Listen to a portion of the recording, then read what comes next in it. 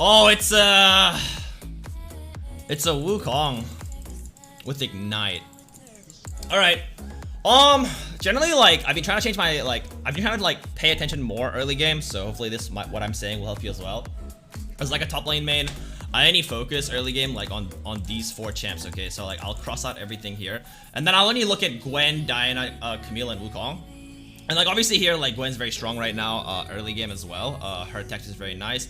Wukong, the biggest thing is that he has Ignite here, so I have to, like, really respect that. If I don't, it's just really, really bad. And I'm trying to think where they will end up starting. This is my first time actually versing a Gwen jungle. I have seen it in, like, the pro leagues, but it's my first time versing it, so we'll just see how it's going. But I do play a lot of Gwen too, so I should know their strengths. Thoughts on TP Ignite? It's actually really, really good. I would run it against Fiora, for example. Very, like, some lanes where you can even excuse it in, like, times where you might need to run it against anti-healing. You could run TP Ignite against Sylas, Renekton, but Renekton you might need Flash because it's Renekton. But in a lot of lane matchups where you can just straight out, like, pressure them with Ignite and Snowball yourself, because Camille can Snowball fucking well, especially in solo queues. So if you can do that, then it's fine as well, because Camille's mobility is really, really high. Generally, like, if you have enough mobility, you don't really need, like, that's why, like, you see, like, Akali running Ignite TP, just mobility. Gwen can even do that, you know? Are you gonna cheat recall for Sheen 4th wave or something? I was gonna try and do that, but, how to say it? Into Wukong, I need biscuits, because I play a lot of Wukong matchups. I used to, actually, when Wukong was a lot more popular, but I need biscuits here. If I run, the other one is really, really bad. So I was thinking of doing a 4th wave cheater recall for Camille with the Sheen, 4th wave recall with Jace for a serrated Dirk by starting with a longsword. Next game I'll try and get a Jace game in to try and show that as well. But I think, like, it's gonna be really, really, really good to go. So we'll just see how it goes. Yeah.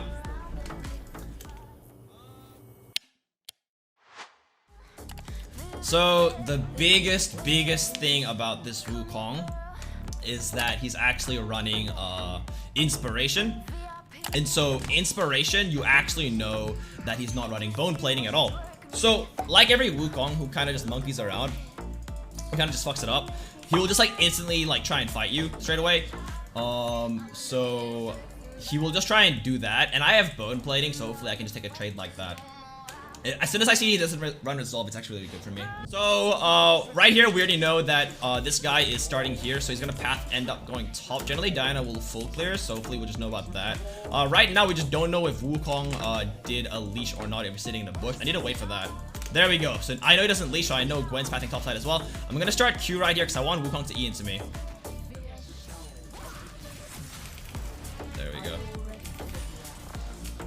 That's how you should always trade level 1, like that, because then you'll always end up winning it out. So right now, I'm just going to try and keep Brass. There we go. Auto Q and Q. You'll always want to do that. He uses potions, so I'm going to trade mine as well. And I'm winning like this just because even though Wukong's a bit of a hard early matchup, it's actually okay if you run Bone Plating like this. So let's see what it ends up doing. There we go.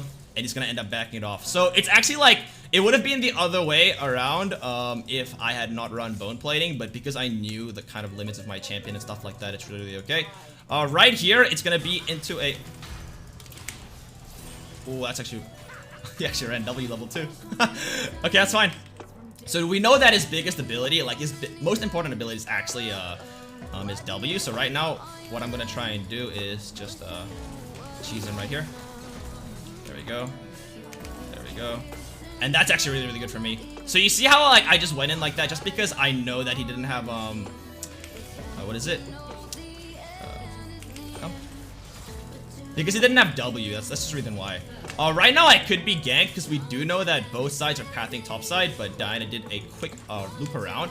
The reason why I'm playing up here without warding though is just because I know that with this huge wave of a minion stack, I'm actually going to be way, way ahead of him. So right here, I'm just going to try and poke him on a turret. The best thing is that if he autos me here, he loses a lot. Right here. There we go. There we go. There we go. There we go. There we go. Because I needed him to take a bit more damage, and then he should just end up dying there.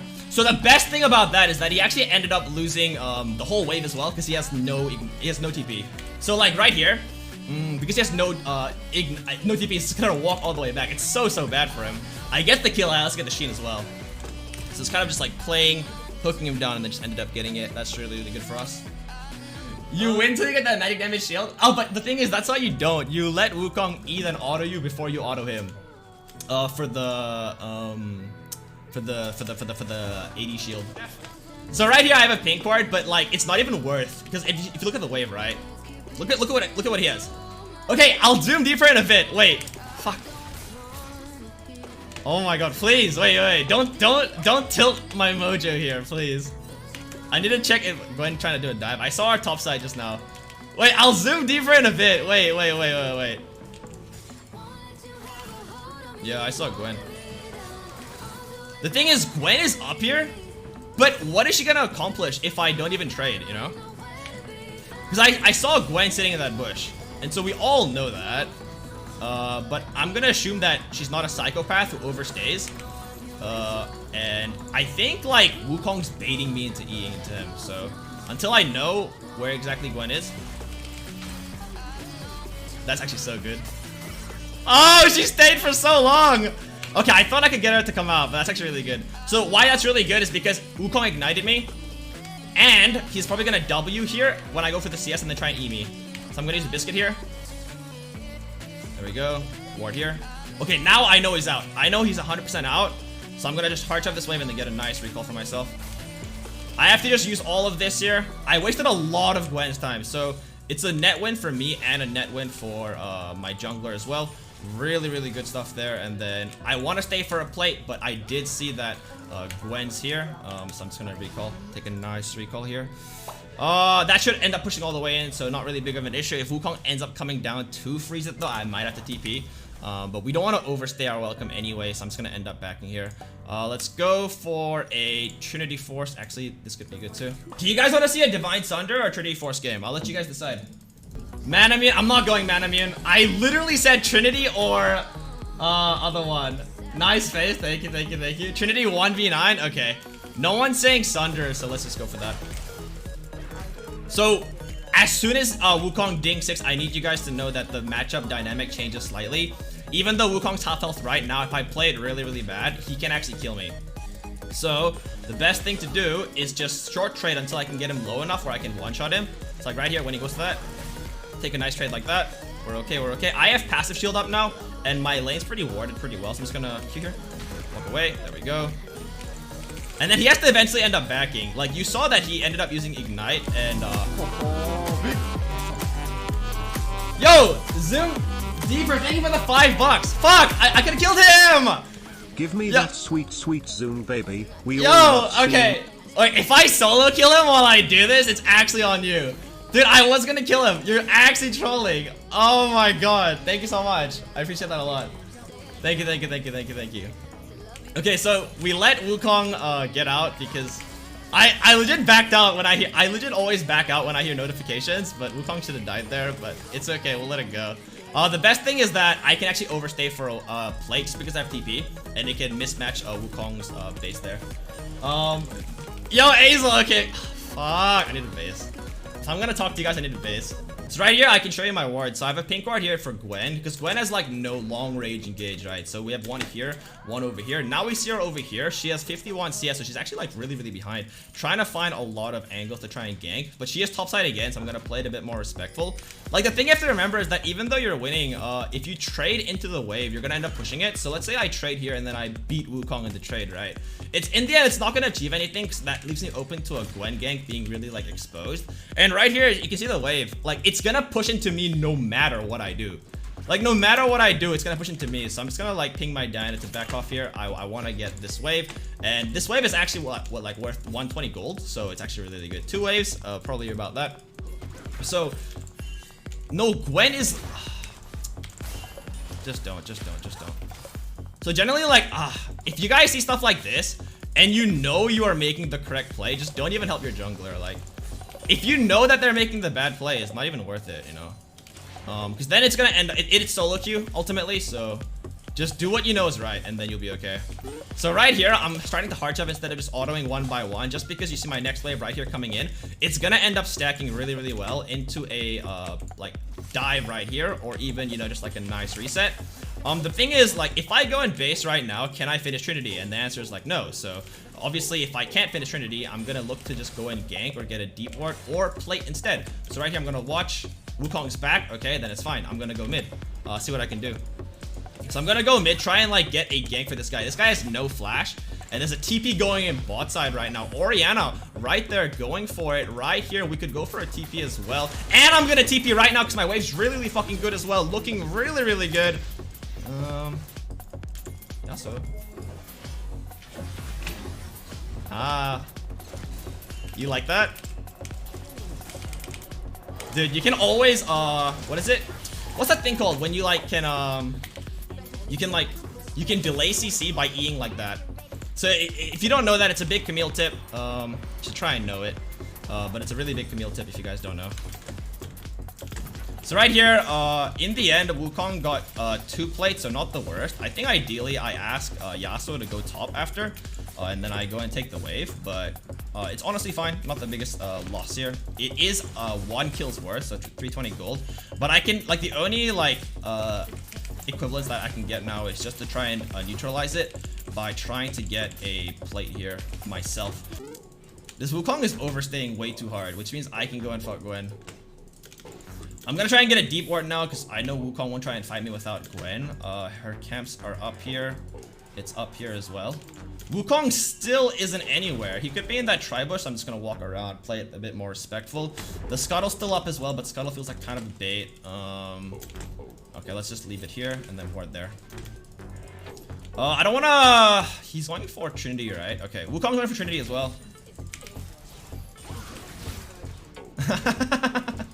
That's his W. That's really, really huge. So now look at that. Our ward actually found it out. So as usual, the game plan will change as long as you pay attention to the minimap. Gwen is topside. Wukong has ult, has ignite, has everything. Orianna's moving up as well. So it's obviously that they're gonna try and kill the Camille. But as long as I waste their time, I'll be really okay. It's a lot of small stuff like this that you can see. It's exactly happening as we expected. A lot of small stuff like this, like if I W, he's gonna E me, right? And it's gonna Q walk away, and then I E here. Because Wukong's second R needs to have a channeling time, so he has to wait a bit. And then now we can re-engage here. We can re-engage, re-engage, re-engage, re-engage, re-engage. There we go. Because Wukong, as we know, has nothing. There we go. Perfect. So, really, really well played. Thank God Dinah saw what I was trying to do, and she listened to my unnecessary gigantic pings. I'm gonna overstay here, just to get this one wave in. Oh my God. How can I buffer this? Oh, okay. She flashed. So it was a greedy play, but why I did that was because I thought Orianna would be here to get the mid wave, and because these two guys die, it's actually no one can threaten me but the Orianna. So the idea was that Orianna was here. Okay, so right here, I'm gonna let Yasuo take care of top lane, and something you can do is like a top laner is you can actually run bot side when something's done. So like same mindset, Wukong's here as well. But the thing is, they don't know that I'm walking down and I'm already here. So if they go on this, I'm actually like really, really ahead because we saw Wukong just used ulti as well. So we know that we're actually stronger here. I'm gonna try and let it get baited. Oh my God, it's actually so good. Because no top laner would like, you know, they would just go back to lane and just go back to farming, right? But we know that like, look at this. Look at this. Come. You're trolling. You're legit trolling. They baited that really fucking bad. But if Sivir baited that, so like the idea Sivir should have done, they dive and then we go. Because it's better that we fight with a turret as like a +1 as a champion. I'm gonna ward here. Right here, we're gonna play for split again. She's playing like she knows I'm here. She's playing like she knows I'm here. They know I'm here.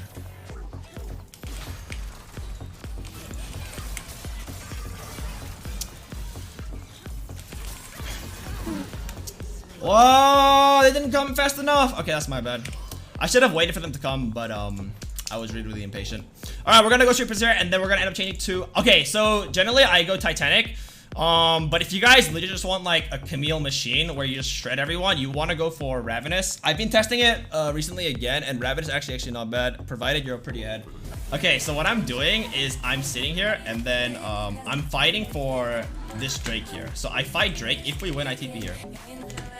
That's the plan. So we're going into this with that plan, okay? The plan is we win this fight. What the fuck?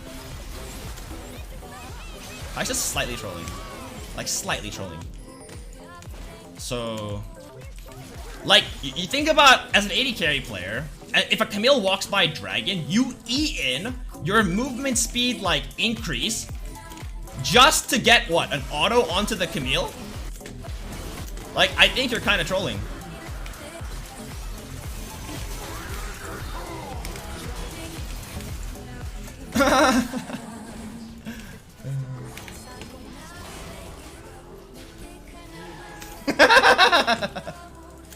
So Kaisa trolled that. Like just because what you can get an auto onto their top laner doesn't mean you should as an AD carry. Your life matters more than anything as an AD carry. So even like as I'm playing top lane, I can try and tell you like how the enemy's messing up. So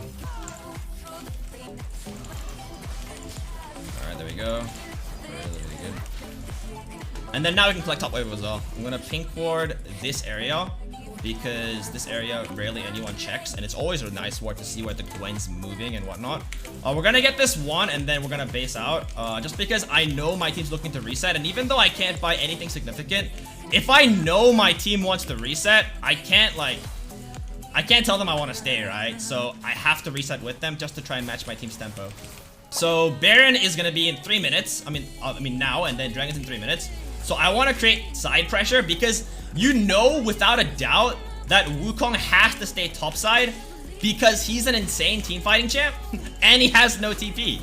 So if I can just like pressure the sides without ever fighting Wukong, whether I win or lose, I can always TP to the other side and then help out more than Wukong can.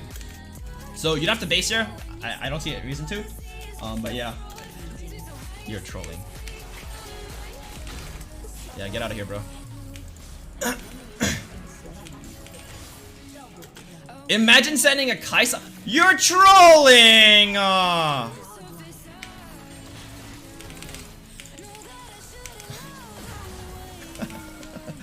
I'm not gonna flash for her, it's not worth.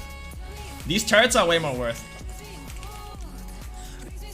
The fact that she used heal and everything, oh, she's so doomed. That's a very good point that you made. Many games are thrown because teammates overstay. And then causes chain in. Yeah, for sure, Leonidas.